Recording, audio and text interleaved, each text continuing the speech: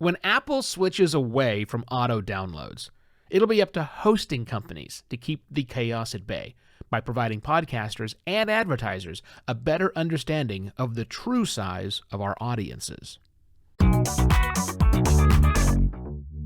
Hello and welcome to another Podcast Pontifications with me, Evo Terra. In case you hadn't heard the news, this Apple iOS 14.5 beta just keeps on giving amazing things. It's going to, if the beta version is to be accepted and believed, Apple Podcasts will no longer automatically download podcast episodes. That is both fantastic and terrifying. Because without the auto downloads, Apple's numbers, the number of times Apple Podcasts downloads your podcast's episodes, will drop. Yep, it will drop because right now it's automatically downloading. That's not going to happen any longer. And this will cause what I feel will be the second biggest shake, or the second big shakeout since the IAB 2.0 standards were adopted by almost every podcasting host that mattered back in the summer of 2018. And at that time, you may remember, if I will take you back to the olden times of summer of 2018, you might have seen a significant drop in your download numbers. Some of the bigger shows reported up to a 50% drop when we switched to IAB standards, which was just simply a better, more accurate tool of measuring downloads. Well, we're going to see that again. Will it be 50%? I don't know. Here's a quick tip of the tech side, just of what's happening here. When anyone, I want to say subscribes, when someone follows your podcast on Apple Podcasts, it automatically downloads the episode. Next week, if you release an episode, it'll download that one as well. And the week after that, it'll download. At some point in time, Apple Podcasts will stop downloading episodes if the person who follows the show has not listened to one of those episodes. But for a while, it just keeps downloading.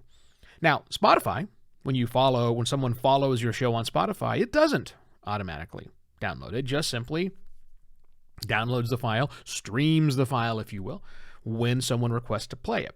It looks like that's what Apple is switching to.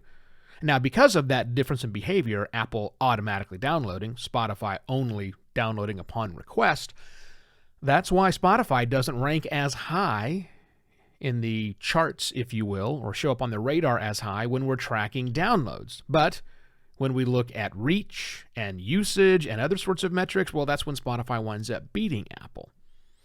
Those days might be over when Apple turns off automatically downloading episodes later on this month. I can't imagine any world where your stats and my stats aren't impacted by this. We will see a drop in the number of downloads, which will be reflected in our podcast media hosting company's dashboard for our podcasts. If we're selling advertising on our show, that means our available advertising inventory will also drop and then be reported back to those advertisers who give us money. What are we going to do about this? Wow. Decimating, literally, this might be the time you could use the word decimate downloads. If we're lucky, it's only going to decimate downloads. But it's not like I've not been warning you that this was coming. Look back in the history. How many times have I railed against the usage of download and our insistence of this metric, which is really just about computers talking to other computers, and yet we're holding onto them like it's something amazing. It's not. So I'm not terribly surprised by this. Now, if you are supported by advertising, if advertising brings a significant amount of revenue to you, I apologize in advance for the rough weeks/months ahead of you. It's going to be very difficult to try and convince advertisers to give you the same amount of money for less. And they're getting less. They're perceiving less. They're getting the exact same thing in reality.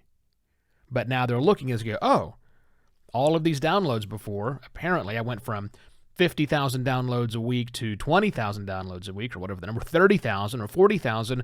The difference between those two are the ones that were automatically downloaded and never, ever listen to.